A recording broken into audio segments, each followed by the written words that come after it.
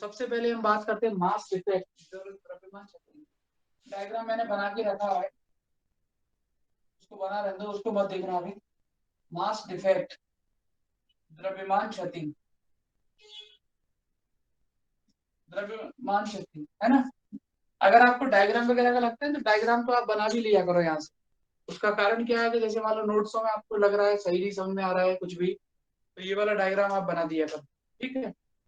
Mass defect, द्रव्यमान क्षति। सबसे पहले बात करते हैं न्यूक्लियन की, ओ सॉरी न्यूक्लियस की। बच्चों न्यूक्लियस के अंदर दो टाइप के पार्टिकल होते हैं, प्रोटॉन और न्यूट्रॉन। न्यूक्लियस के अंदर दो टाइप के पार्टिकल होते हैं, प्रोटॉन और न्यूट्रॉन। प्रोटॉन और न्यूट्रॉन दोनों को अगर आप कंबाइन कर दोगे तो इसको बोलते हैं न्यूक्लियन। क्या बोलते हैं?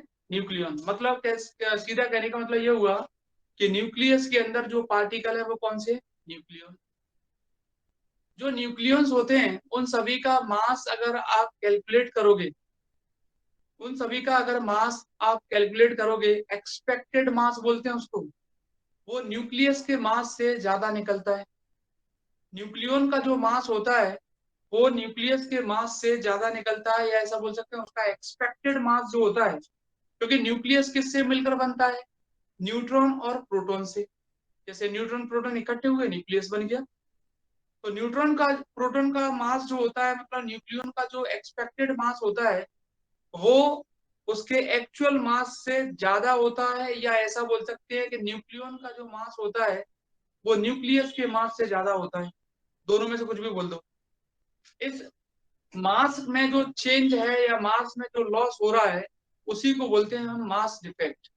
एक बार फिर सुनो, नाभिक जो होता है वो न्यूट्रॉन और प्रोटॉनों से मिलकर बनता है। न्यूट्रॉन और प्रोटॉन दोनों को हम न्यूक्लियन भी कहते हैं। न्यूक्लियनों का जो संभावित द्रव्यमान होता है, एक्सपेक्टेड मास जो होता है, वो उनके वास्तविक द्रव्यमान से अधिक होता है। एक चीज, या फिर ऐसा भी बोल सकते हैं, कई बुकों में ऐसा भी लिखा रहता है कि न्यूक्लियन का जो द्रव्यमान होता है वो नाभिक के द्रव्यमान से या नाभिक के वास्तविक द्रव्यमान से अधिक होता है। दोनों में से कुछ भी बोल दो। न्यूक्लियन का द्रव्यमान जो न्यूक्लियन का जो संभावित द्रव्यमान होता है वो नाभिक के वास्तविक द्रव्यमान से अधिक होता है, या फिर ऐसा बोल दो न्यूक्लियन का जो द्रव्यमान होता है वो उसके वास्तविक द्रव्यमान से क्या होता है? अधिक होता है। द्रव्यमान में यह जो कमी होती है या जो परिवर्तन होता है, उसी को बोलते हैं द्रव्यमान क्षति। जल्दी से एक बार और सुन लो, डेफिनेशन ये कि यहाँ याद कर लिया करो। अ, सबसे पहले हम बात करेंगे न्यूक्लियस की। तो सब बच्चों को मालूम है कि न्यूक्लियस जो होता है वो न्यूट्रॉन और प्रोटॉन से मिलकर बनता है। न्यूट्रॉन और प्रोटॉन का कॉम्बिनेशन जो होता है उसको न्यूक्लियन भी बोलते हैं। और न्यूक्लियन का एक्सपेक्टेड मास उसके रियल मास से हमेशा ज्यादा होता है, हमेशा। पहली चीज, या फिर कई बुकों में ऐसा भी लिखा रहता है कि न्यूक्लियन का जो एक्सपेक्टेड मास है वो न्यूक्लियस के रियल मास से हमेशा ज्यादा होता है, हमेशा ज्यादा होता है। और मास में ये जो चेंज है या मास में ये जो लॉस हो रहा है कि वे एक्सपेक्टेड मास ज्यादा है रियल मास से, तो मास में जो चेंज हुआ है या मास में जो कमी हो रही है, लॉस हो रहा है, उसी को बोलते हैं मास इफेक्ट, द्रव्यमान में क्षति। एक इंस्ट्रूमेंट होता है मास स्पेक्ट्रोग्राफ, आगे चल के बताऊंगा। मास स्पेक्ट्रोग्राफ एक ऐसा इंस्ट्रूमेंट होता है जिसका यूज हम किसी भी न्यूक्लियस के मास को कैलकुलेट करने के लिए करते हैं। द्रव्यमान स्पेक्ट्रोग्राफ होता है जिसका हम यूज करते हैं नाभिक का द्रव्यमान ज्ञात करने के लिए, वो आगे चल के आएगा। तो सबसे पहले निकालते हैं मास डिफेक्ट कितना होगा न्यूक्लियस के लिए, वो देखो। देखो, सबसे पहले हमने मान लिया कि द्रव्यमान क्षति यानी मास डिफेक्ट को डिनोट कर दिया डेल्टा एम से, बराबर। बच्चों सभी को मालूम है कि न्यूक्लियस के अंदर न्यूट्रॉन और प्रोटॉन रहते हैं। न्यूट्रॉन और प्रोटॉन दोनों का मास निकालते हैं अपन, कितना आएगा? न्यूट्रॉन का मास कैसे निकालोगे और प्रोटॉन का मास कैसे निकालोगे? जैसे मान लो एक एटम है मेरे पास ही, इसमें नंबर ऑफ प्रोटॉन कितने होते हैं? नंबर ऑफ प्रोटॉन कितने होते हैं? पी लिख देता हूँ, जेड होते हैं। और नंबर ऑफ न्यूट्रॉन कितने होते हैं? ए माइनस जेड होते हैं। प्रोटॉन कितने होते हैं? जेड। और न्यूट्रॉन कितने होते हैं? A minus Z. तो कैसे लिखेंगे? Z number of proton into proton का mass plus sorry number of neutron into neutron का मास mn। भाई टोटल प्रोटॉन का मास निकालना है तो प्रोटॉन कितने भी हो सकते हैं, तो नंबर ऑफ प्रोटॉन किसके इक्वल होते हैं, जेड के। नंबर ऑफ प्रोटॉन किसके इक्वल होते हैं, जेड के, इनटू प्रोटॉन का मास। नंबर ऑफ न्यूट्रॉन किसके इक्वल होते हैं, ए माइनस जेड के, इनटू न्यूट्रॉन का मास। और इस ये हो गया आपका एक्सपेक्टेड मास, संभावित द्रव्यमान। और इसमें से माइनस कर दो आप रियल मास को, एक्चुअल मास को, वास्तविक द्रव्यमान। तो ये आ जाएगा आपका द्रव्यमान शक्ति का एक फॉर्मूला। तो the difference between expected mass of nucleon and real mass of nucleus is called mass defect. द्रव्यमान में जो क्षति होती है, द्रव्यमान में क्षति कैसे होगी भाई, नाभिक के संभावित द्रव्यमान और उसके वास्तविक द्रव्यमान का जो अंतर होता है उसको द्रव्यमान क्षति बोलते हैं, बस खत्म। और ये निकाल दिया मास डिफेक्ट का फॉर्मूला, सिंपल सा। ठीक है, आपको तो नोट्सों में पूरा मिलेगा, मेरे पास जगह नहीं है इसलिए लिखा, उसमें लिखा होगा number of proton into mass of proton plus number of neutron into mass of neutron minus का रियल मास। तो ये एक्सपेक्टेड मास है आपका, संभावित द्रव्यमान है, ये रियल मास है, डिफरेंस हो गए, मास डिफेक्ट मिल गया। ठीक है, मिटा देता हूँ इसको, चलो मिटाते हैं। फिर उसके बाद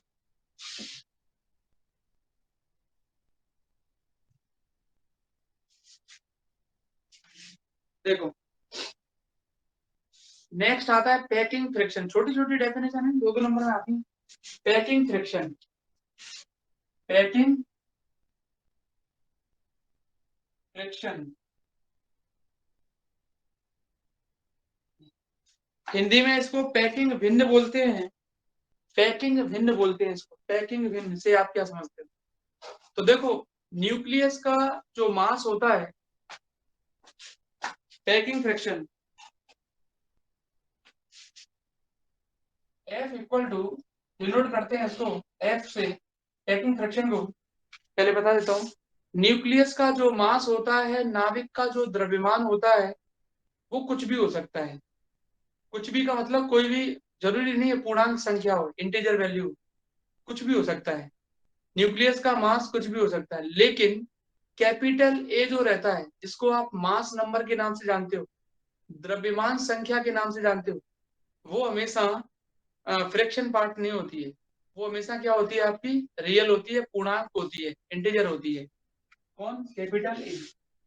कैपिटल ए को आप दो नाम से जान सकते हो, इसको नंबर ऑफ न्यूक्लियन भी बोलते हैं, न्यूक्लियनों की संख्या, क्योंकि दोनों को ऐड करेंगे तो आपको न्यूक्लियन मिल जाएंगे, तो इसको नंबर ऑफ न्यूक्लियन भी बोलते हैं, न्यूक्लियनों की संख्या भी बोलते हैं, या मास नंबर यानी द्रव्यमान संख्या भी बोलते हैं।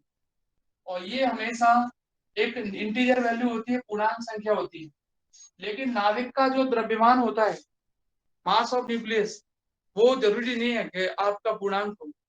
ठीक है, और डेफिनेशन केवल इतनी होती है कि जो नाभिक का द्रव्यमान होता है और द्रव्यमान संख्या जो होती है उसका, द्रव्यमान संख्या या न्यूक्लियनों की संख्या जो होती है उसका प्रति न्यूक्लियन अगर अंतर निकालोगे तो आपको मिल जाएगा पैकिंग फ्रैक्शन।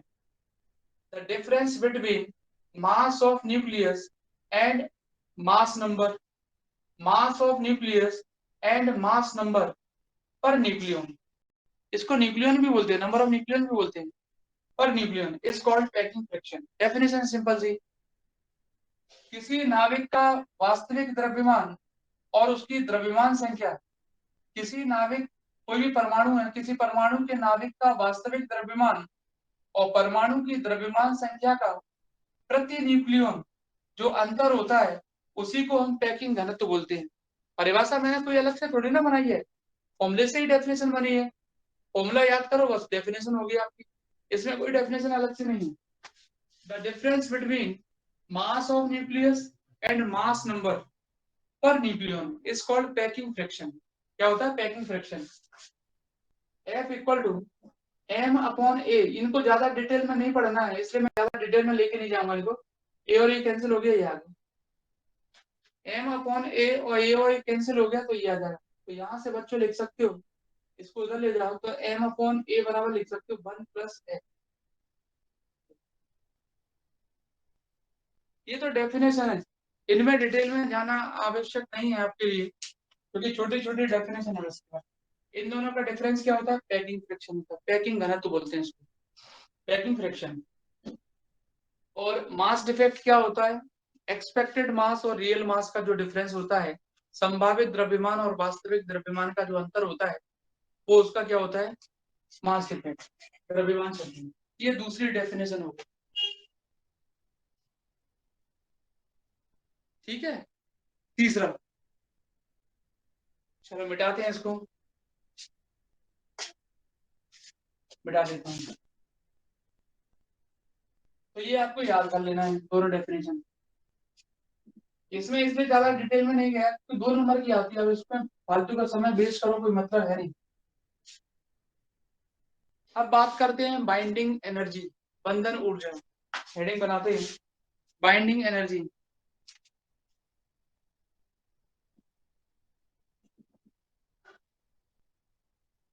बंधन ऊर्जा, बंधन ऊर्जा।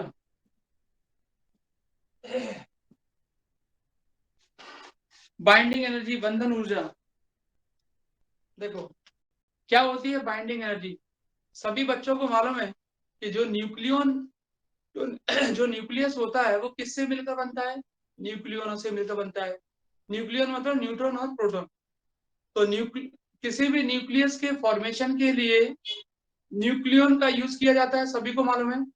तो जो एनर्जी उस टाइम पर रिलीज होगी किसी न्यूक्लियस के फॉर्मेशन के लिए, जब न्यूक्लियन इकट्ठे होते हैं तो क्या होता है?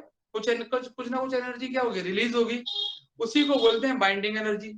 या फिर ऐसे भी बोल सकते हैं कि न्यूक्लियस के अंदर जो न्यूट्रॉन और प्रोटॉन है, उनको अलग अलग करने के लिए, जैसे मान लो आपको लग रहा है कि भाई न्यूक्लियस के अंदर से न्यूट्रॉन और प्रोटॉन को बाहर निकालना है, तो कुछ ना कुछ एनर्जी आपको देनी पड़ेगी।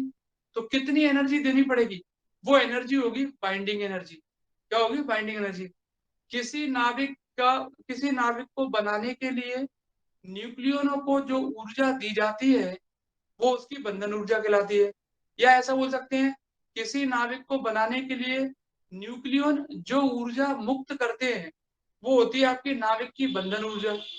या ऐसा भी बोल सकते हैं कि न्यूक्लियनों को नाविक से अलग अलग करने के लिए, हटाने के लिए जो ऊर्जा आप दोगे, उसी को बंधन ऊर्जा बोलते हैं। न्यूक्लियस के अंदर क्या होता है बच्चों? न्यूट्रॉन और प्रोटॉन जो रहते हैं, उस पर एक फोर्स लगता है, जिस फोर्स का नाम होता है न्यूक्लियर फोर्स, नाभिकीय बल। सबको मालूम है। वो सबसे अट्रैक्ट, एक तो अट्रैक्टिव तो है ही, उसके अलावा सबसे स्ट्रांग फोर्स होता है। अगर आपको ऐसा लगता है कि मुझे न्यूक्लियस से न्यूट्रॉन या प्रोटॉनों को अलग करना है, तो क्या करना पड़ेगा? एक एनर्जी देनी पड़ेगी, एक मिनिमम अमाउंट ऑफ उसको एनर्जी देनी पड़ेगी। जब आप मिनिमम अमाउंट ऑफ एनर्जी उसको दोगे और वो उस एनर्जी को प्राप्त करके न्यूक्लियस के बाहर निकल आएगा, तो ध्यान रखना उसी एनर्जी को बोलते हैं बाइंडिंग एनर्जी, बंधन ऊर्जा। या फिर ऐसा बोल सकते हैं कि भाई आपको न्यूक्लियस को बनाना है, तो नाभिक को बनाना है, तो सिंपल सी बात है, जो न्यूक्लियन है वही नाभिक को बनाएंगे। तो कुछ ना कुछ उस टाइम पर एनर्जी का रिलीज करते हैं, ऊर्जा की उसमें कुछ ना कुछ हानि रहती है उस टाइम पर। तो उसी ऊर्जा हानि को बोलते हैं द्रव्यमान, सॉरी, बंधन ऊर्जा।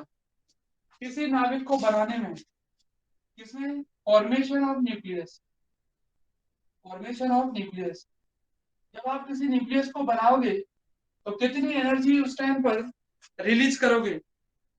नाभिक को बनाने में न्यूक्लियन जितनी ऊर्जा मुक्त करते हैं, उसी को बोलते हैं नाभिक की बंधन ऊर्जा।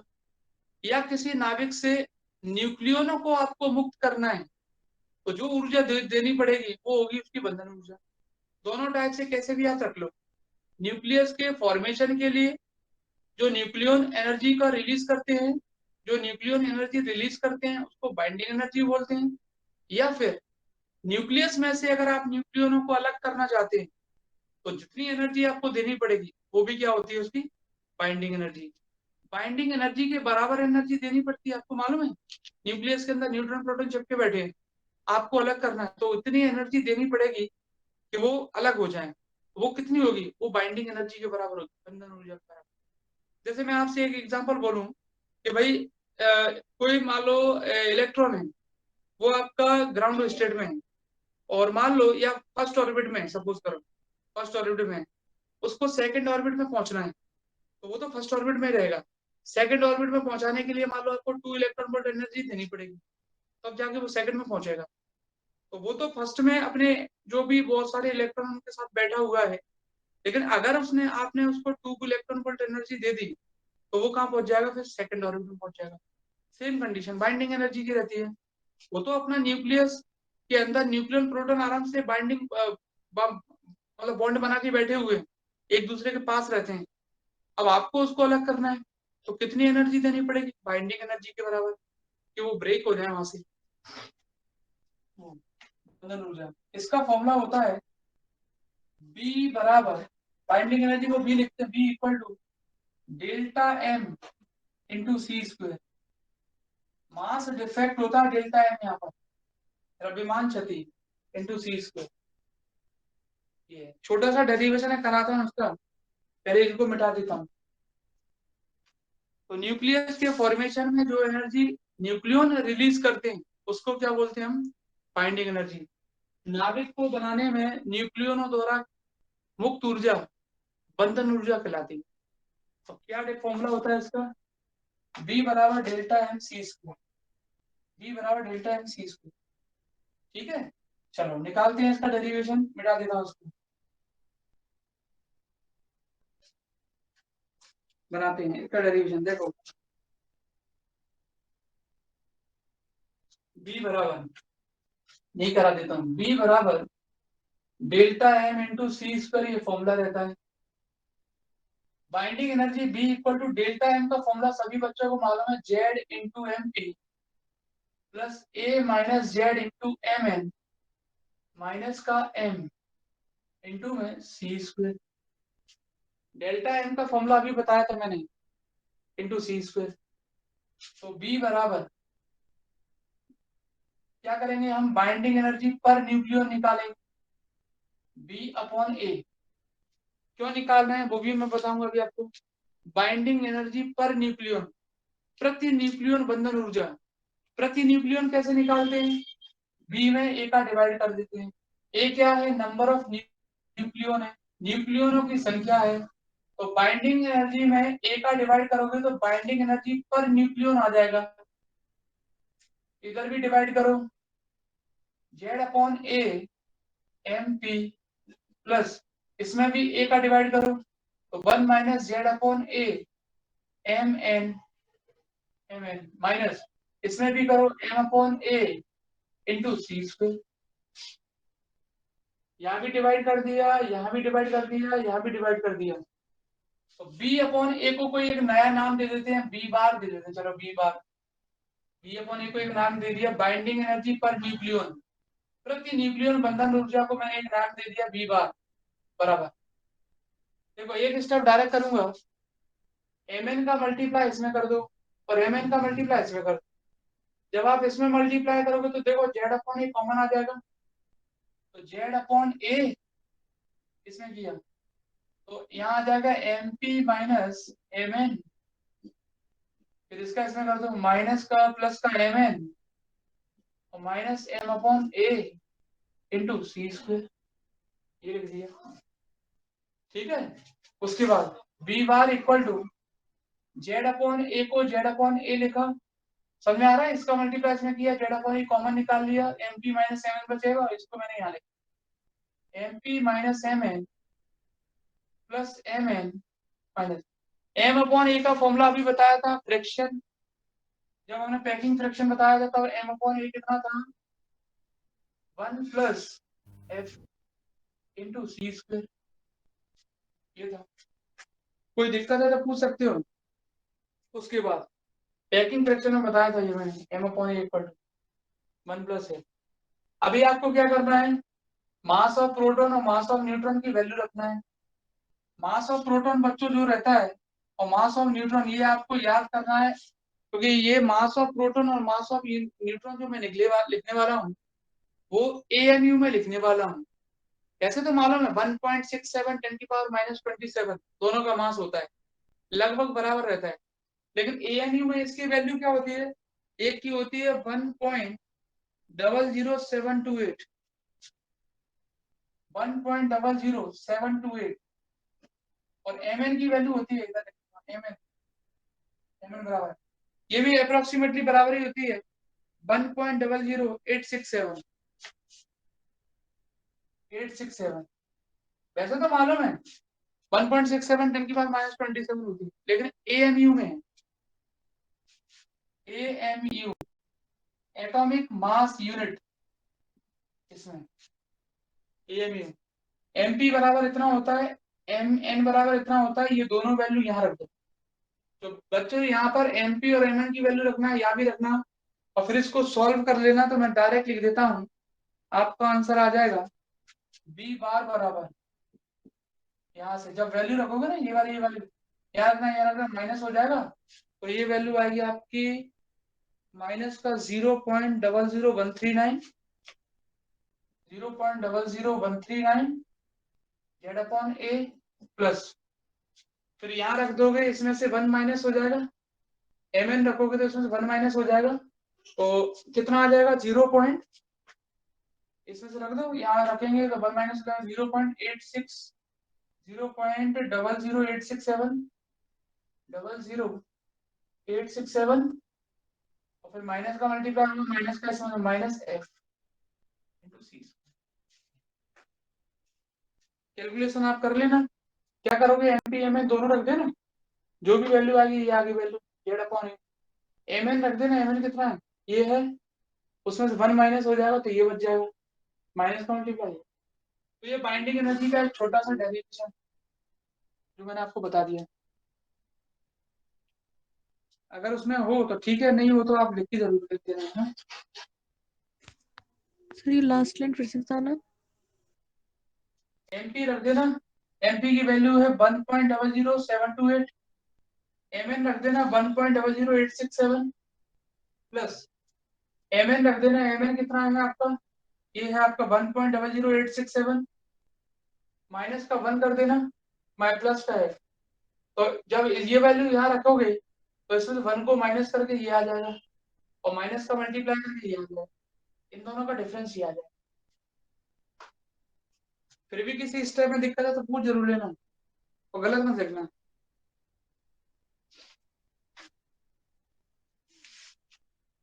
चलो मिटा दो,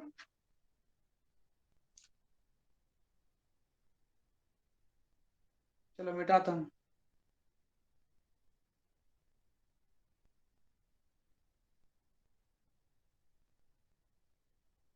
चलो ये हो गया।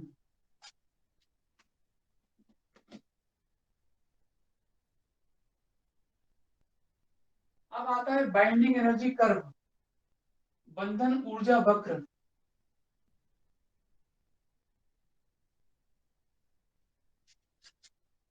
अब आएगा बाइंडिंग एनर्जी कर्व, बंधन ऊर्जा वक्र, binding energy curve, binding energy curve, बंधन ऊर्जा वक्र, बाइंडिंग एनर्जी कर्व, बंधन ऊर्जा वक्र। क्या होता है बाइंडिंग एनर्जी कर्व, अगर हम बाइंडिंग एनर्जी पर न्यूक्लियन, अगर हम बाइंडिंग एनर्जी पर न्यूक्लियन का graph, binding energy per nucleon मतलब बी बार का ग्राफ न्यूक्लियन नंबर या नंबर ऑफ न्यूक्लियंस के साथ ग्राफ प्लॉट करें तो हमें बाइंडिंग एनर्जी कर्व देखने को मिलता है। The graph plotted between binding energy per nucleon with number of nucleon is called binding energy curve.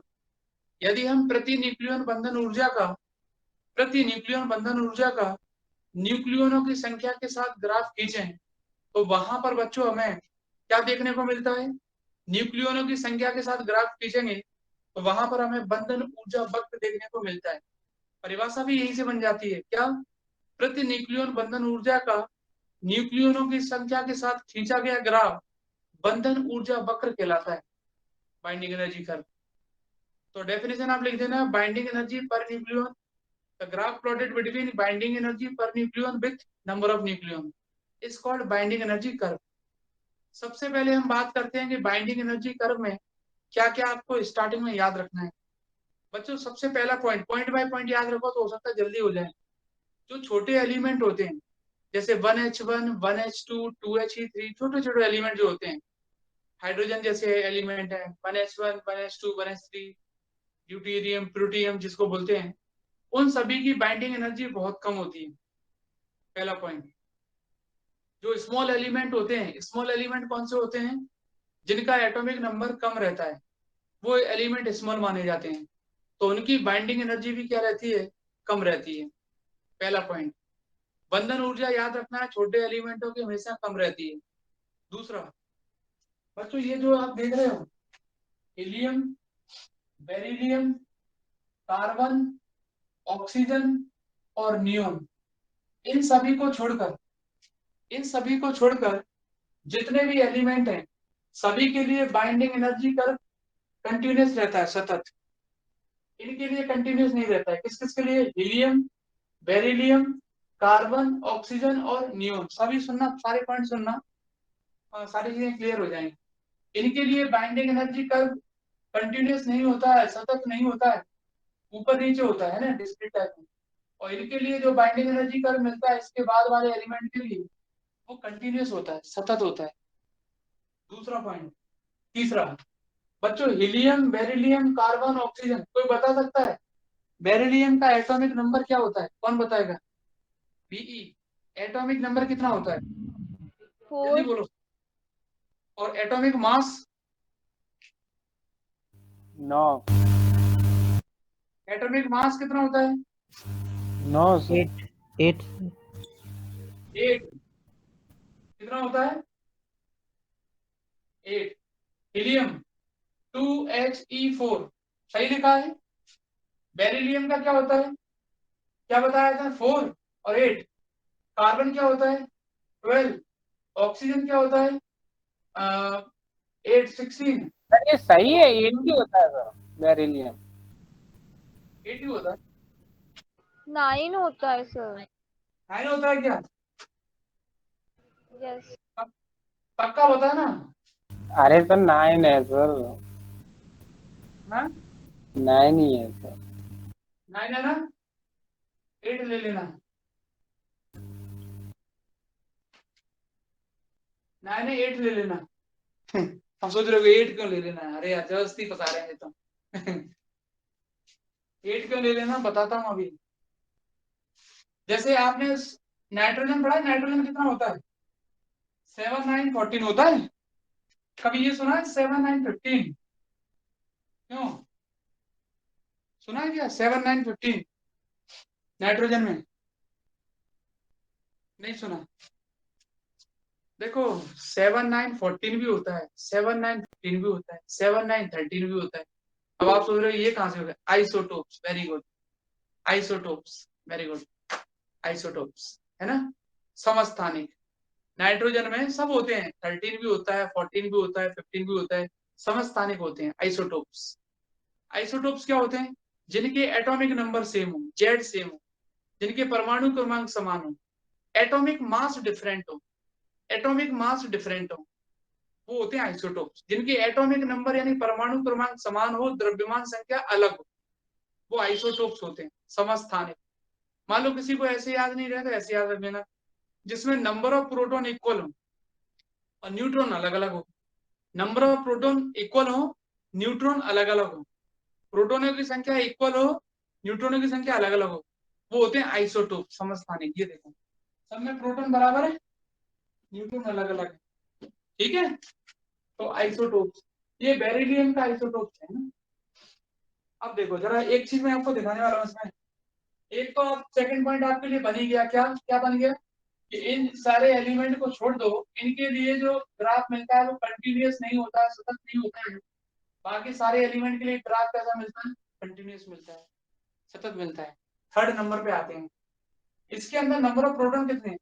2। और न्यूट्रॉन कितने हैं? 2। सही है। इसके अंदर नंबर ऑफ प्रोटॉन कितने हैं? 4। न्यूट्रॉन कितने हैं? 4। अब मैं बाकी के लिए नहीं निकाला, ठीक है, सबके लिए यही आएगा। तो इसके लिए कितना आएगा? 6 आएगा, न्यूट्रॉन 6 आएंगे। कहने का मतलब ये हुआ प्रोटॉन और न्यूट्रॉनों का नंबर देखो सेम है। प्रोटॉन और न्यूट्रॉनों का नंबर क्या है? सेम है।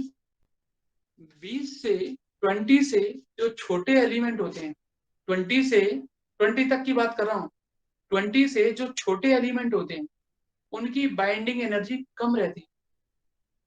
लेकिन जिसमें number of neutron proton equal होते हैं, जिसमें number of neutron proton equal होते हैं, या उनका रेशियो 1 होता है, या उनका रेशियो 1 होता है, उनकी बाइंडिंग एनर्जी ज्यादा होती है।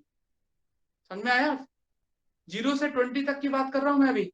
0 से लेकर 20 तक वो एलिमेंट जिसमें न्यूट्रॉन और प्रोटॉनों का नंबर इक्वल है, न्यूट्रॉन और प्रोटॉनों की संख्या समान है, या उनका रेशियो 1 है, एक ही बात हो गई। उनके लिए बाइंडिंग एनर्जी ज्यादा रहती है एज कंपेयर टू, समझ गए हो गए, एज कंपेयर टू जो बगल वाले हैं जिसमें नंबर और न्यूट्रॉन प्रोटॉन बराबर नहीं है, उसके कंपैरिजन में इनकी जो बाइंडिंग एनर्जी है वो 8 MeV के आसपास होती है। 8 mega electron volt, 8 mega electron volt, 8 mega electron volt इनके लिए। बाकी जो आसपास एलिमेंट है ना, उनकी कम होगी इनसे, उनकी कम होती है, जैसे 6-7 के आसपास रहती है। पहली चीज। दूसरा, अब बात ये तो होगी 20 तक का हिसाब किताब, सभी को समझ में आ गया होगा। 20 तक समझ में आ गया होगा, मिटा देता हूँ। तो 20 तक मतलब A <20 की बात कर रहा हूँ मैं, मतलब 20 भी ले लो, इंक्लूड करो। वहां तक वो एलिमेंट जिसमें प्रोटॉन और न्यूट्रॉनों का नंबर इक्वल होता है, उनका बाइंडिंग एनर्जी कर्व जो रहता है वो डिसकंटिन्यूअस भी होता है। ध्यान रखना, डिसकंटिन्यूअस भी होता है, असतत भी होता है, और उनके लिए बाइंडिंग एनर्जी ज्यादा भी रहती है एज कंपेयर टू जो पास वाले एलिमेंट है वो। अब बात करते हैं 20 से बड़े के लिए। ये तो होगा <20। अब 20 से बड़े एलिमेंट के लिए बात करते हैं। तो बच्चों 20 से बड़े एलिमेंट की बात करेंगे, A <20, उनके लिए binding energy 8.04 mega electron volt होती है। 20 से जो बड़े एलिमेंट होते हैं उनके लिए ग्राफ कंटिन्यूस मिलता है, सतत मिलता है, और उनकी binding energy 8.04 mega electron volt होती है। जिसमें आयरन को छोड़ दो, आयरन जो रहता है जिसका शायद एटॉमिक नंबर मेरे हिसाब से 56 के आसपास होगा, मुझे कंफर्म तो नहीं पता, लेकिन 56 होता है। तो आयरन जो रहता है Fe जिसको बोलते हैं आप, उसकी बाइंडिंग एनर्जी सबसे ज्यादा होती है। इस यूनिवर्स में जितने जितने भी एलिमेंट हैं, सबसे ज्यादा बाइंडिंग एनर्जी, बंधन ऊर्जा आयरन की रहती है। आयरन की, Fe की 8.8 mega electron volt, 8.8 mega electron volt, और बाकी सबकी ये हो जाती है। अब आप सोच रहे हो अरे यार ये लगे क्यों बताने, इनकी ज्यादा होती है कम होती है। इसका मतलब क्या होगा, बाइंडिंग एनर्जी जिसकी ज्यादा रहती है वो ज्यादा स्टेबल रहता है। ध्यान रखना, स्थायी परमाणु कौन से होते हैं? जिनकी बंधन ऊर्जा अधिक होती है। बाइंडिंग एनर्जी जिसकी ज्यादा रहती है वो स्टेबल एटम रहती है। कैसे रहते हैं? स्टेबल, अधिक मात्रा में पाए जाने वाले बोल सकते हैं। जैसे आयरन अगर देखोगे सबसे ज्यादा अधिक मात्रा में पाया जाता है ना, बाकी बाकी के कंपैरिजन में। तो आयरन जो रहता है ऐसा बोल सकते हैं स्टेबल रहता है, क्योंकि उसकी बाइंडिंग एनर्जी ज्यादा रहती है, स्थायी परमाणु रहता है। ये तो हुआ कहाँ तक की बात कर रहे हैं हम, ये 180 तक की बात करें, 180 तक, 180 तक के जितने भी बच्चों एलिमेंट है सबकी binding energy 8.04 mega electron volt होगी, और जिसमें आयरन की सबसे ज्यादा होगी 8.8 मेगा इलेक्ट्रॉन वोल्ट, और आयरन सबसे ज्यादा स्टेबल रहेगा। एक चीज याद रखना है, ठीक है। उसके बाद अब बढ़ते हैं 180 से थोड़ा आगे। 180 से आगे बढ़ेंगे, जैसे 180 से आगे तो फिर 224 234 वो आ जाते हैं, यूरेनियम वगैरह आ जाते हैं, आपको भी मालूम है। 180 से ज्यादा या 200 से ज्यादा जो एलिमेंट होते हैं, 180 या 200 से ज्यादा जो एलिमेंट है, कहने का मतलब क्या हुआ, ऐसा बोल देता हूँ 200 ले लेता हूँ सीधा 180 के ऊपर, ये ग्रेटर देन 200 जिनके नंबर ऑफ न्यूक्लियनों की संख्या 200 से ज्यादा है। किससे ज्यादा है? 200 से, या जिनका एटॉमिक मास परमाणु द्रव्यमान 200 से ज्यादा है। कितने से? 200 से ज्यादा। उनकी बाइंडिंग एनर्जी कम रहती है। कितनी रहती है? 7.6 मेगा इलेक्ट्रॉन वोल्ट। अब कई सोच रहे होंगे ऐसा कैसे, यहां से यहां तक तो बढ़ा रहे हो, 8.04 कर दिया, अब 200 से ज्यादा किया तो 7.6 कर दिए। तो ऐसा इसलिए होता है कि जैसे क्या होता है, 200 से ज्यादा जो जिनका एटॉमिक मास रहता है परमाणु द्रव्यमान, उनकी बंधन ऊर्जा बच्चों कम हो जाती है, बाइंडिंग एनर्जी क्या रहती है? कम हो जाती है। उसका रीजन ये रहता है, रीजन मैं बता देता हूँ बट आपको ऐसा नहीं लिखना है उसमें एग्जाम में। रीजन ये रहता है कि जो 200 जिनका एटॉमिक मास है परमाणु द्रव्यमान है, उससे जो बड़े एलिमेंट होते हैं उसमें नंबर ऑफ प्रोटॉन इंक्रीज हो जाते हैं। जैसे यूरेनियम की बात करें तो यूरेनियम जो रहता है 92, यूरेनियम 234, अब कितने प्रोटॉन हो गए? 200। इनसे पहले जो रहते हैं उनमें इतने नहीं रहते हैं। तो इसमें क्या होता है, नंबर ऑफ प्रोटॉन इंक्रीज हो जाते हैं, प्रोटॉनों की संख्या बढ़ जाती है, जिससे न्यूक्लियस के अंदर रिपल्सिव फोर्स इंक्रीज हो जाता है। क्योंकि प्रोटॉन प्रोटॉन है, प्रोटॉन प्रोटॉन है तो क्या करेंगे? रिपेल करेंगे। भाई दो चार प्रोटॉन इलेक्ट्रॉन है, 10-20 प्रोटॉन इलेक्ट्रॉन तो उसको न्यूक्लियस फोर्स बांधे रखता है। लेकिन अगर नंबर ऑफ प्रोटॉन ज्यादा इंक्रीज हो गई तो इसका मतलब वहां पर न्यूक्लियस फोर्स की काम करना बंद कर देता है। वो सोचता है भैया मैं क्या करूं, इतने प्रोटॉन तो डाल दिए आपने। तो प्रोटॉनों की संख्या बढ़ती जाएगी तो रिपल्सिव फोर्स, प्रतिकर्षण बल का मान भी बढ़ेगा, और वो क्या करने का प्रयास करेंगे? टूटने का प्रयास करेंगे, बाहर निकलने का प्रयास करेंगे। वो एक जो एटम है आपका, वो दो पार्ट में टूटने का प्रयास करेगा। इसी प्रोसेस को बोलते हैं न्यूक्लियर फिजन, नाभिकीय विखंडन। एक बार फिर सुनाता हूँ। क्या होता है, 200 से ज्यादा जिसका एटॉमिक मास रहता है परमाणु द्रव्यमान, उसके अंदर नंबर ऑफ प्रोटॉन इंक्रीज हो जाते हैं, बढ़ने लगते हैं। तो बढ़ने लगते हैं, प्रोटॉन प्रोटॉन के पीछे रिपल्सिव फोर्स लगता है, प्रतिकर्षण बल। प्रोटॉन इतने सारे हो गए, अब न्यूक्लियस फोर्स क्या करेगा? इतने सारे प्रोटॉन तो हो गए, अब वो क्या करेगा? एक दूसरे को रिपेल करेंगे। कौन? प्रोटॉन प्रोटॉन रिपेल करेंगे तो वो सोचेंगे बाहर निकल जाएं, क्योंकि जब भी प्रतिकर्षण बल लगता है, रिपल्सिव फोर्स लगता है, तो वो बाहर निकलने का प्रयास करते हैं, दूर हटने का प्रयास करते हैं। तो वो जो एटम रहता है वो 2 और मोर देन 2 पार्ट में स्प्लिट हो जाता है, और इसी प्रोसेस को बोलते हैं न्यूक्लियर फिजन, नाभिकीय विखंडन। और इसमें बहुत सारी एनर्जी भी जो होती है वो भी रिलीज होती है। ये आगे चल के आगे चल के एक टॉपिक है, उसमें बताऊंगा मैं आपको। आगे चल के एक टॉपिक है उसमें बताऊंगा आपको कि नाभिकीय विखंडन और नाभिकीय संलयन क्या होता है। तो बाइंडिंग एनर्जी कर्व में आपको क्या देखने को मिला कि जो एलिमेंट छोटे रहते हैं 20 से, जिनका एटॉमिक मास कम रहता है, 20 से कम रहता है, तो ध्यान रखना बच्चों, उनके लिए बाइंडिंग एनर्जी कम रहती है। लेकिन उनकी बाइंडिंग एनर्जी सॉरी उनकी बाइंडिंग एनर्जी यानी बंधन ऊर्जा कम रहती है, लेकिन उन एलिमेंट के लिए ज्यादा रहती है जिसमें नंबर ऑफ प्रोटॉन और न्यूट्रॉन बराबर रहती है। प्रोटॉनों की संख्या न्यूट्रॉनों की संख्या बराबर है, उनके लिए ज्यादा हो जाएगी, बाकी उसके आसपास जो भी होंगे उनके लिए कम हो जाएगी। कितनी रहती है? 8 के आसपास रहती है। फिर 20 से बड़े होते हैं 180 या 200 तक, सबको मालूम है उसके लिए 8.04 रहती है, जिनमें आयरन के लिए सबसे ज्यादा रहती है। आयरन सबसे मोर स्टेबल रहता है इस यूनिवर्स में, और अधिक मात्रा में भी पाया जाता है। फिर 200 से ज्यादा बड़े होंगे तो सिंपल सी बात है, उनके लिए बाइंडिंग एनर्जी थोड़ी कम हो जाती है, बंधन ऊर्जा का मान कम हो जाता है, क्योंकि नंबर ऑफ प्रोटॉन यानी प्रोटॉनों की संख्या क्या होती है न्यूक्लियस के अंदर बढ़ने लगती है, इसीलिए। तो ये बाइंडिंग एनर्जी कर्व था, ये सारे के सारे। तो ये आज मैंने बता दिया, अब आपको जो पूछना है वो पूछ सकते हो, नहीं तो मैं फर्स्ट यूनिट करूंगा। ये 3 टॉपिक मुझे बताने थे। पहला क्या था सबको याद रहेगा, मास डिफेक्ट की डेफिनेशन, द्रव्यमान क्षति की परिभाषा क्या होती है, एक्सपेक्टेड मास और रियल मास का जो डिफरेंस रहता है। अगर आप बच्चों इतना भी लिखे होगे ना, the difference between expected mass of nucleus and real mass of nucleus is called mass defect. एक छोटा सा फॉर्मूला लिखे आना जो मैंने बताया था। नाभिक के संभावित द्रव्यमान और वास्तविक द्रव्यमान का जो अंतर रहता है उसको हम द्रव्यमान क्षति कहते हैं। और पैकिंग फ्रैक्शन में केवल इतना लिख देना आप, 2 नंबर में तो आता ही है, ये फॉर्मूला आ जाएगा बस।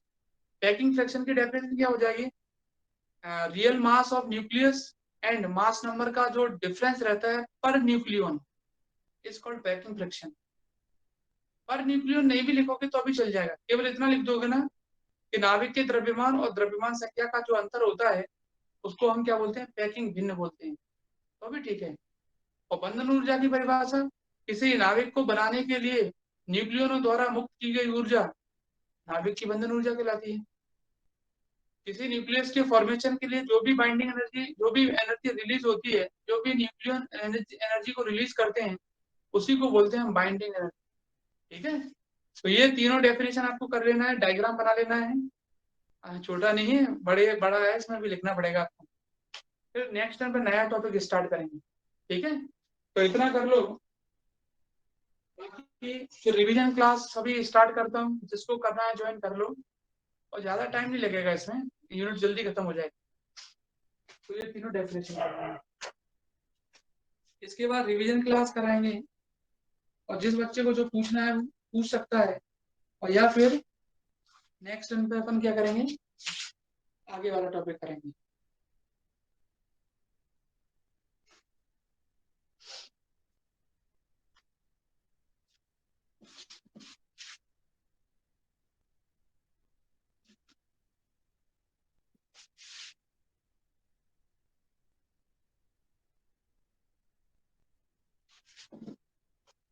रिवीजन क्लास जिसको ज्वाइन करना है वो बना रहे हैं, बाकी बाकी मर्जी।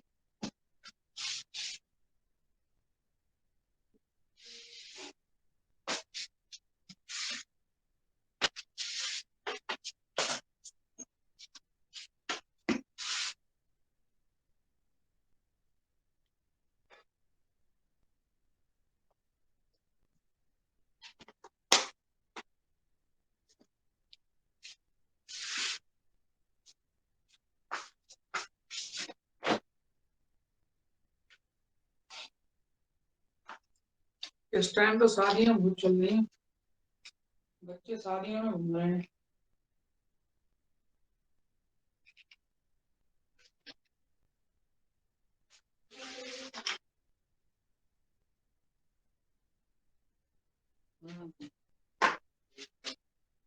हम नहीं जा पा रहे शादी में, क्लास के चक्कर में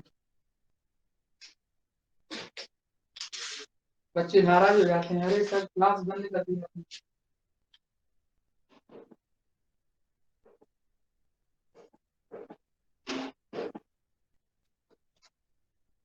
सर ऑफलाइन क्लास चल रही है बराबर सर? हाँ बराबर चल रही है। कंपू पे भी चलती है सर? कंपू पे सर? नहीं कंपू नहीं रखी इस बार, केवल थर्ड ईयर नहीं रखा कंपू पे, क्यों क्या है, नंबर ऑफ बैच ज्यादा हो गए यार, इसलिए टाइम मिल नहीं पाता है। तो कंपू के कुछ बच्चे 34 पे आ जाते हैं, और कुछ बच्चे ऑनलाइन जुड़े हुए हैं। तीनों जगह सर आप किराए से पढ़ाते हो? 3 जगह, Murar, 34, Kampu. First year, second year, third year के अलावा 11 12 भी रहता है ना, इसलिए ज्यादा हो जाते हैं बच्चे।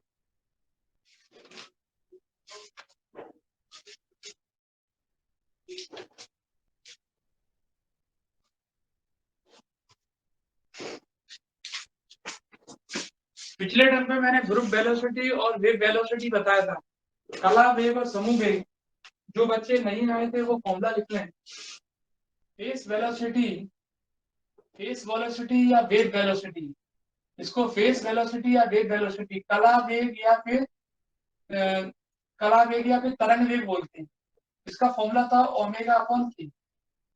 कला वेग या तरंग वेग का फॉर्मूला ये था ओमेगा अपॉन की। कला वेग या तरंग वेग का फॉर्मूला ये बता, और ग्रुप वेलोसिटी का फॉर्मूला क्या था, डी ओमेगा अपॉन डी की, ग्रुप वेलोसिटी, जिसको हम समूह वेग बोलते हैं, ग्रुप वेलोसिटी।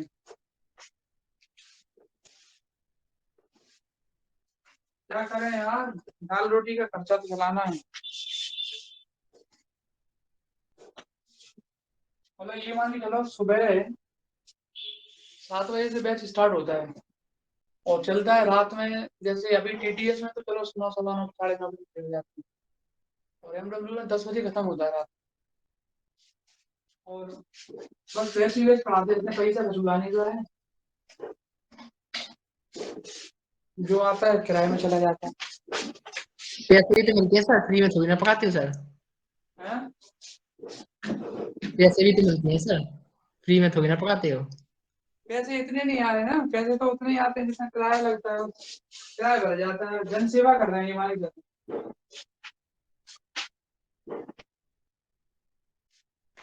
तुम लोगों की सेवा कर रहे हैं और कुछ नहीं। ये लिख दिया, चलो। जन सेवा में एमजी एक्टर नहीं आती।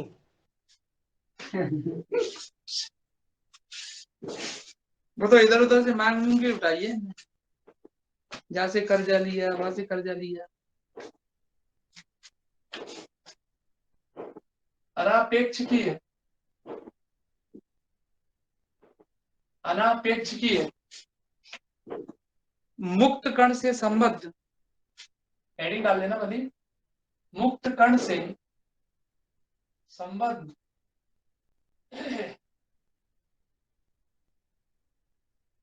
अनापेक्षीय मुक्त कण से संबद्ध डी ब्रोगली तरंग का तरंग वेग, डी ब्रोगली तरंग का तरंग वेग, तरंग वेग वह समूह वेग। अभी समझाता हूँ क्वेश्चन कैसे पूछते हैं। हेडिंग इसलिए डलवा दी, कौन क्वेश्चन लिखा है वैसे बता दूंगा मैं। Wave velocity and group velocity, wave velocity and group velocity, wave velocity and group velocity of de Broglie wave, of de Broglie wave associated with non-relativistic free particle, associated with non-relativistic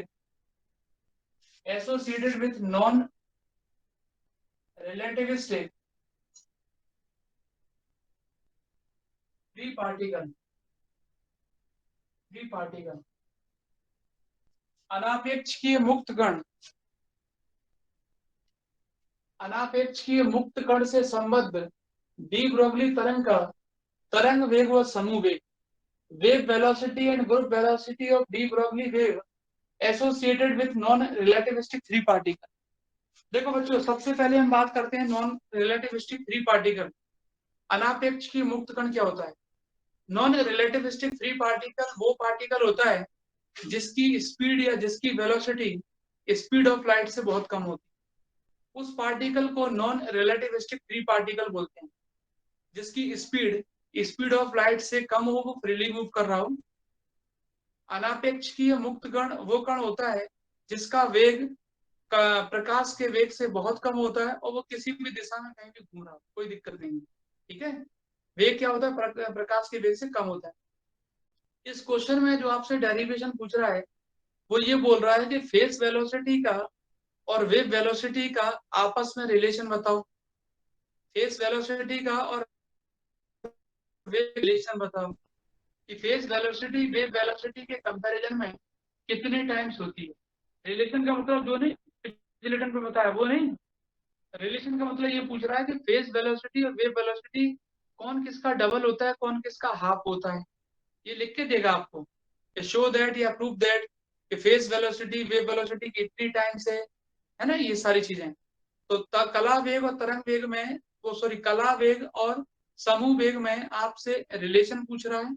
वो बोल रहा है कि कला वेग समूह वेग का इतना गुना होगा, क्वेश्चन में लिखा होगा, या समूह वेग कला वेग का इतना होगा, कह लीजिए। दूसरा क्वेश्चन इससे ये भी बनता है कि फेस वेलोसिटी और वेव वेलोसिटी एक ही बात है। फेस वेलोसिटी और वेव वेलोसिटी जो भी बोलूं मैं एक ही बात है। तो फेस वेलोसिटी और ग्रुप वेलोसिटी का नॉन रिलेटिविस्टिक फ्री पार्टिकल की वेलोसिटी से क्या रिलेशन है? The relation between face velocity and group velocity with non relativistic free particle, क्या रिलेशन है वो आपसे पूछेगा। अनापेक्षिकीय कण के साथ तरंग वेग और समूह वेग का क्या रिलेशन है वो आपसे पूछेगा। ठीक है, तो दो टाइप से क्वेश्चन बन सकता है। बाकी देखो मैं क्वेश्चन करवाता हूँ, आंसर करवाता हूँ आपको, फिर उससे भी बता दूंगा। चलो, अनापेक्षिकीय मुक्त मुक्त कण का संबंध किससे निकालना है? डी ब्रोगली तरंग वेग के समूह वेग से निकालना है। चलो मिटाते हैं इसको, करते हैं, मिटा दो इसको। चलो देखो, अभी और बता दूं, आंसर निकालते हैं, शॉर्ट में बता दूं, वीपी और वीजी का रिलेशन वी के साथ निकालना है। वीपी और वीजी का रिलेशन वी के साथ निकालना है। अब वी क्या है? नॉन रिलेटिविस्टिक फ्री पार्टिकल की वेलोसिटी, अनापेक्षिकीय मुक्त कण का वेग है। ठीक है, चलो स्टार्ट करते हैं। तो सबसे पहले बच्चों, वी नो दैट, हम जानते हैं काइनेटिक एनर्जी का फॉर्मूला सभी बच्चों को मालूम है। तो we know that kinetic energy का फॉर्मूला क्या होता है? Kinetic energy of particle E equal to 1/2 mv²। बोलो सही लिखा है? गतिज ऊर्जा का फॉर्मूला ये रहता है, E इक्वल टू m का मल्टीप्लाई ऊपर किया और m का नीचे, ऐसा लिख सकते हैं। E बराबर m इंटू वी को क्या लिखते हैं? P लिखते हैं अपॉन में 2m। सही लिखा है? अब आप सोच रहे हो निकाल क्या रहे हैं? देखो Vp बराबर क्या होता है, मुझे जरा फॉर्मूला बताओ। Vp बराबर होता है, मैं Vp बराबर होता है ओमेगा अपॉन E। होता है Vp बराबर ओमेगा अपन के, Vp बराबर ओमेगा अपन के होता है, और Vg बराबर आपका होता है डी ओमेगा अपॉन डी के। तो मैं क्या करूंगा, दोनों को देखो जरा ध्यान से, Vp बराबर ये होता है, Vg बराबर ये। मैं क्या चाहूंगा कि ओमेगा की वैल्यू के टर्म में निकल आए। क्यों, सही बात है कि नहीं?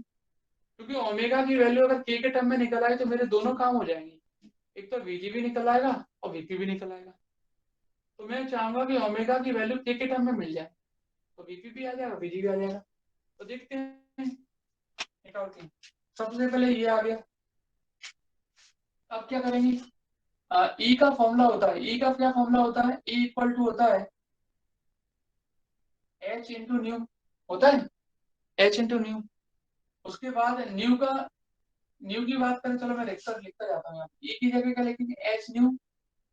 पी की जगह डी ब्रोगली इक्वेशन जो थी ना, पी बराबर lambda equal to h upon p था, lambda equal to h upon p था, तो p equal to h upon lambda हो जाएगा। कर देता हूँ यहाँ पर, एच अपन लेमडा का होल स्क्वायर अपन 2 है। सही लिखा है? हो सकता है नोट्सों में किसी और टाइप से हो, लेकिन जैसे करना है वैसे करो। फॉर्मूला मैं नहीं लिख रहा हूँ इसमें, डायरेक्ट बताता जाता हूँ। एच न्यू होता है, पी की जगह डी ब्रोगली से एच अपन लेमडा लिखेंगे, क्या जाएगा।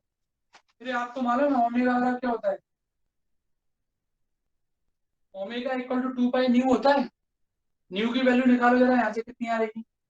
न्यू कितना होगा? 2 पाई ओमेगा अपॉन 2 पाई, ओमेगा अपॉन 2 पाई यहाँ रख देते हैं। एच ओमेगा अपॉन 2 पाई बराबर H square 2m lambda square. 2 से 2 कैंसिल हो गया, एच से एच कैंसिल हो गया, 2 से 2 कैंसिल हो गया, और एच से एक एच कैंसिल हो गया। ओमेगा कितना आ गया यहाँ से? ओमेगा आ गया आपको, इसको इधर ले जाओ, एच पाई अपॉन में एम लेमडा स्क्वायर। बोलो सही लिखा है? न्यू निकाला यहाँ से ओमेगा अपॉन 2 पाई, न्यू निकाल लिया, ओमेगा अपॉन 2 पाई रख दिया। एच से एच कैंसिल हो गया, 2 से 2 कैंसिल हो गया, इसको इधर ले जाएंगे आगे। लेकिन हमें तो ओमेगा की वैल्यू के टर्म में निकालनी है। तो प्रोपोगेशन कांस्टेंट, संचरण नियतांक का फॉर्मूला क्या होता है? के बराबर 2 pi by lambda. Propagation constant, संचरण नियतांक का फॉर्मूला क्या होता है? के बराबर 2 पाई बाई लेमडा। तो लेमडा इक्वल टू कितना? 2 pi by K. Lambda equal to कितना? 2 पाई बाई के। याद रखो, ओमेगा बराबर H pi upon M, lambda की जगह क्या लिखेंगे 2 पाई बाई के लिख दें तो कितना हो जाएगा 4 पाई स्क्वायर अपॉन में के स्क्वायर। लेमडा इक्वल टू क्या लिखोगे, इसको इधर लेके आओगे तो 2 पाई बाई के लिखेंगे, ये आ गया। फिर उसके बाद बच्चों पाई से पाई कैंसिल हो गया, यहां से लिखेंगे ओमेगा बराबर के ऊपर पहुंच जाएगा एच के स्क्वायर अपॉन में 4m पाई, 4m पाई एच के स्क्वायर अपॉन 4m पाई। फिर मैंने बताया था वीपी इक्वल टू फॉर्मूला क्या होता है ओमेगा अपॉन के, यहाँ रख दो ओमेगा की जगह तो कितना आ जाएगा एच के स्क्वायर अपॉन में 4m पाई इंटू में के, सही लिखा है। ओमेगा की जगह ये वाली वैल्यू रख दी क्योंकि के टर्म में निकालना है, वैसे तो ओमेगा कभी कभी निकल आता है, के टर्म में निकालना था तो निकाल दिया, यहाँ रख दिया, के से के कैंसिल हो गया तो वीपी बराबर कितना आ जाएगा एच के अपॉन 4m पाई, तो यहाँ से वीपी आ जाएगा एच, अब के टर्म में निकाल लिया, काम हो गया। फिर इसको वापस वी के टर्म में निकालो, वापस वी के टर्म में, तो देखो कैसे निकालेंगे, वी के टर्म में एच लिख दिया, इसको नीचे लेके आओ बच्चों, इसको मैं ऐसा लिख सकता हूँ 2 पाई इंटू 2m, इसको 4m पाई को लिख सकते हैं, के को नीचे ले आओ तो के लिख देंगे, 2 पाई बाई के किसकी वैल्यू हो जाएगी, यहाँ से देखो लैम्डा को इधर के को इधर, तो वीपी बराबर कितना आ जाएगा एच अपॉन 2 पाई बाई के की जगह लैम्डा लिखेंगे तो 2m लैम्डा, ठीक। फिर उसके बाद वीपी बराबर H H upon lambda, H upon lambda क्या लिख सकते हैं उसकी जगह, डी ब्रोगली वेवलेंथ का फॉर्मूला पिछले टर्म पे बताया था, डी ब्रोगली वेवलेंथ का फॉर्मूला बताया था, एच अपॉन लैम्डा की जगह लिखेंगे पी अपॉन में 2m, वीपी बराबर पी की जगह क्या लिखेंगे m into V, 2m, m से m कट गया, वीपी बराबर कितना आ गया v/2, इक्वेशन डाल दिया फर्स्ट। ये आ गई फेस वेलोसिटी, ग्रुप वेलोसिटी का फॉर्मूला ये लिखा है, ग्रुप वेलोसिटी ये लिखा है, अब ये निकालेंगे, फेस वेलोसिटी निकाल चुके हैं, फेस वेलोसिटी का फॉर्मूला ये, अब देखो क्या लिखेंगे, पहले तो E इक्वल टू 1/2 mv² था, m का मल्टीप्लाई ऊपर किया, m का नीचे किया, m इंटू v को p लिखा, p डी ब्रोगली के हिसाब से h अपॉन लैम्डा होता है, उसका स्क्वायर कर दिया अपॉन 2m लिख दिया। फिर उसके बाद h स्क्वायर अपॉन इसको इधर ले आएंगे, 2m लैम्डा स्क्वायर हो जाएगा नीचे, और ओमेगा बराबर 2 पाई न्यू होता है तो न्यू की जगह ओमेगा अपॉन 2 पाई यहाँ रख देंगे, न्यू की जगह h कट जाएगा, t2 कट जाएगा, ओमेगा की वैल्यू यहाँ से निकाल लेना, ये आ जाएगी। लेमडा की जगह क्या रखेंगे, ये फॉर्मूला रहता है, लेमडा को इधर इसको इधर ले जाएंगे, यहाँ रख देंगे। पिछले टर्म पे फॉर्मूला बता चुके हैं, ये प्रोपोगेशन कांस्टेंट या संचरण नियतांक का फॉर्मूला रहता है, लेमडा इधर ये इधर यहाँ रख देना, कैंसिल कर देना अपने हिसाब से, जो भी कैंसिल हो रहा है ये बच जाएगा। ओमेगा की वैल्यू बच्चों यहाँ रखना, के से के कैंसिल हो जाएगा, ये आ जाएगा। फिर वापस इसको v में बदलना है, तो के को नीचे लेके आएंगे, इसको हमने ऐसे लिख दिया 2 pi into 2m, 2 pi by के की जगह क्या लिख दिया हमने वापस लैम्डा लिख दिया, इसको इधर इसको। फिर h अपॉन लैम्डा को p बोलते हैं, डी ब्रोगली ने यही कहा था h अपॉन लैम्डा p के बराबर होता है, p की जगह mv लिखेंगे, m से m कैंसिल हो जाएगा, ये आ जाएगा। Phase velocity non relative velocity में रिलेशन आ गया, फेज वेलोसिटी और नॉन रिलेटिविस्टिक फ्री पार्टिकल की जो वेलोसिटी है उसमें रिलेशन आ गया। एग्जाम में ऐसे पूछता है, prove that the phase velocity of wave या wave velocity of wave is half of non relativistic of free particle, half of velocity of non relativistic free particle. सिद्ध करो कर्ण वेग या कला वेग का मान अनापेक्ष की मुक्त कण के वेग से आधा होता है, या पहला रिलेशन। एक क्वेश्चन ऐसे पूछते हैं। दूसरा वीजी बराबर ये रहता है, ग्रुप वेलोसिटी समूह वेग बोलते हैं इसको हिंदी में, डी अपॉन डी के। ओमेगा कितना है, ओमेगा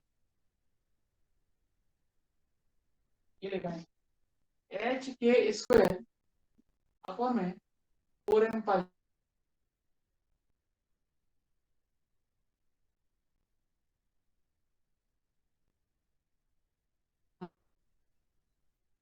अगर मैं मिटाते हैं, जिसके पास नोट्स नहीं वो कुछ ले लिया करो, और यहाँ भी आप थोड़ा सा लिखते रहा करो, जिससे क्या है गलती नहीं होगी कभी। देखो VG बराबर, डिफरेंशिएट करो इसको, VG बराबर डिफरेंशिएट करेंगे के रिस्पेक्ट में कितना हो जाएगा, के स्क्वायर का हो जाएगा, कितना हो जाएगा 2HK हो जाएगा।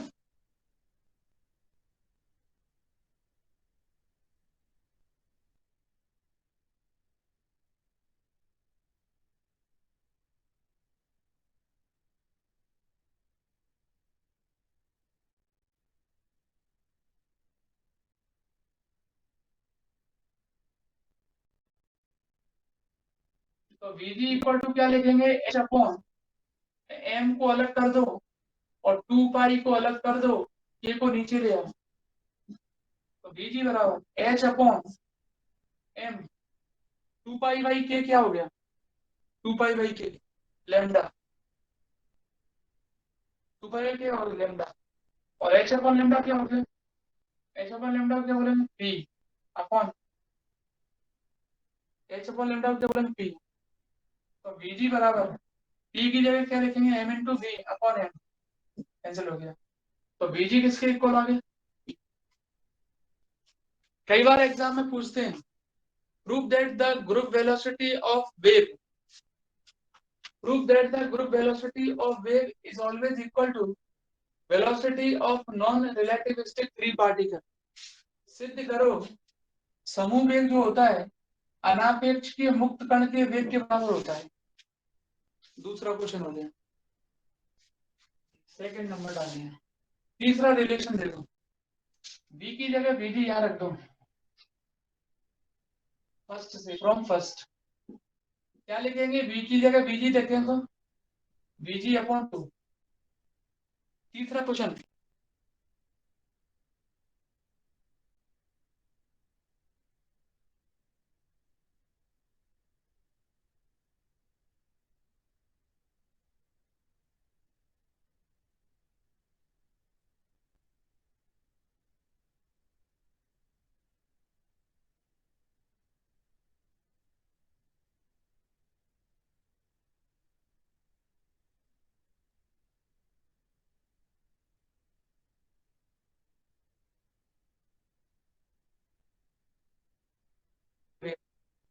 यहाँ सिंगल वेव चलती है,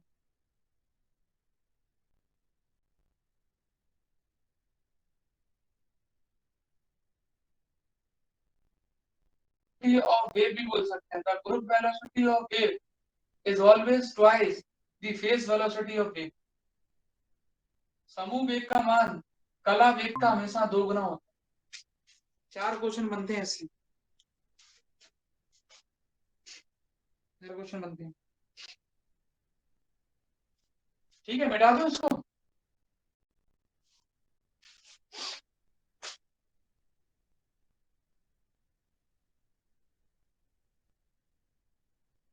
मिटा दो, चलो।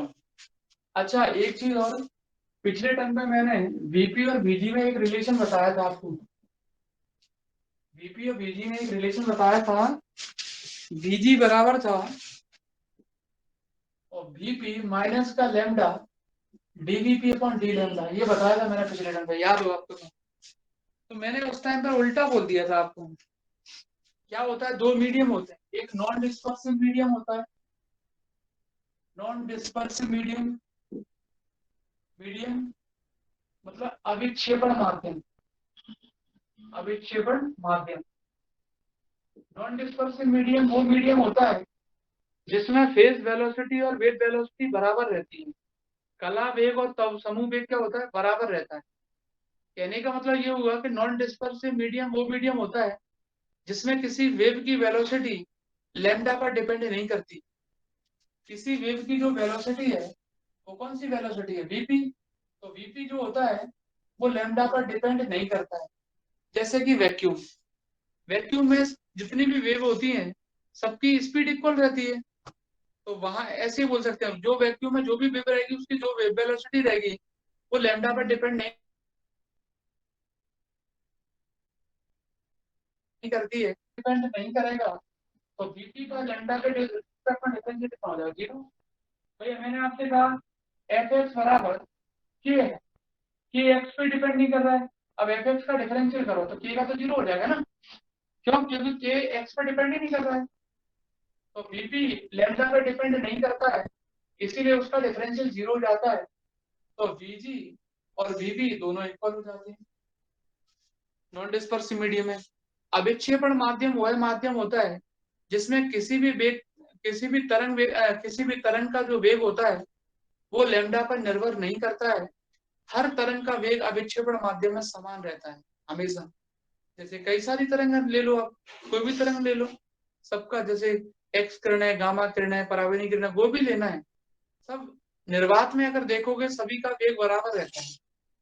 निर्वात में यानी वैक्यूम में सभी की स्पीड क्या रहती है, बराबर रहती है। तो इसका मतलब ये हुआ वहां पर जो वेग रहता है, वहां पर जो वेलोसिटी है वो लैम्डा पर डिपेंड नहीं कर रही है। ठीक है, तो वो नॉन डिस्पर्सिव मीडियम होता है विक्षेपण माध्यम। और बच्चों दूसरा होता था डिस्पर्सिव मीडियम, ये मैंने उल्टा बोल दिया था इसलिए समझा रहा हूँ। विक्षेपण माध्यम, विक्षेपण माध्यम डिस्पर्सिव मीडियम जो होता है उसमें फेज वेलोसिटी कुछ भी हो सकती है, पॉजिटिव या फिर नेगेटिव, वो मीडियम पे डिपेंड करती है।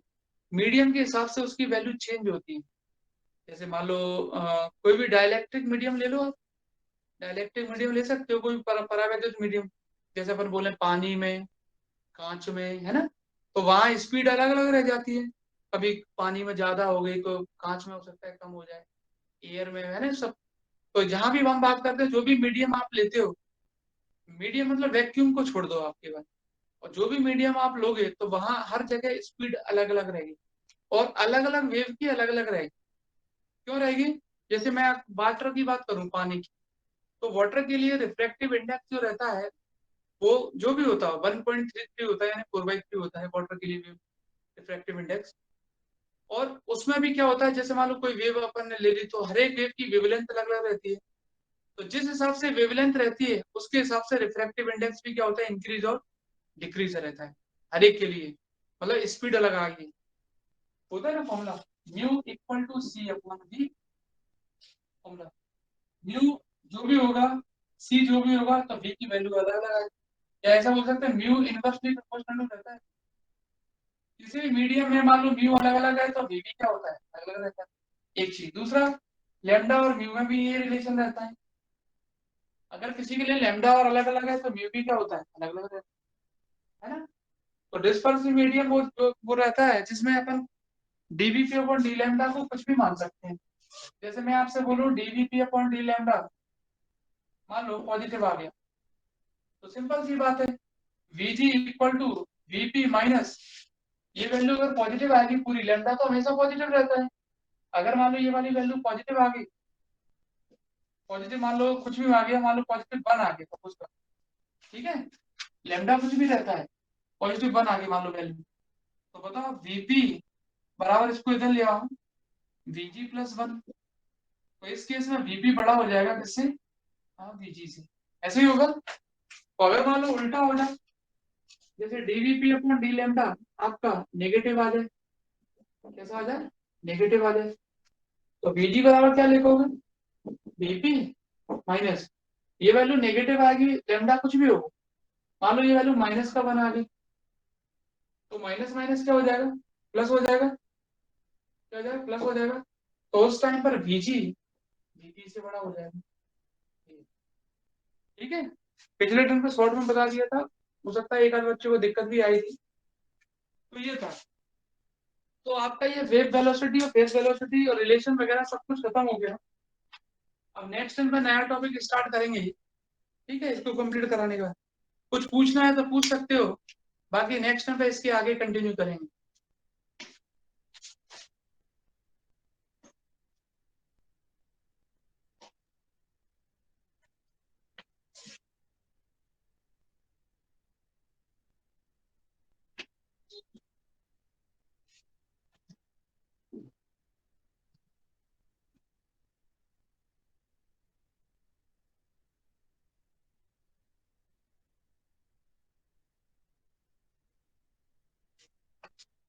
फीस करना कि बच्चों को जमा नहीं।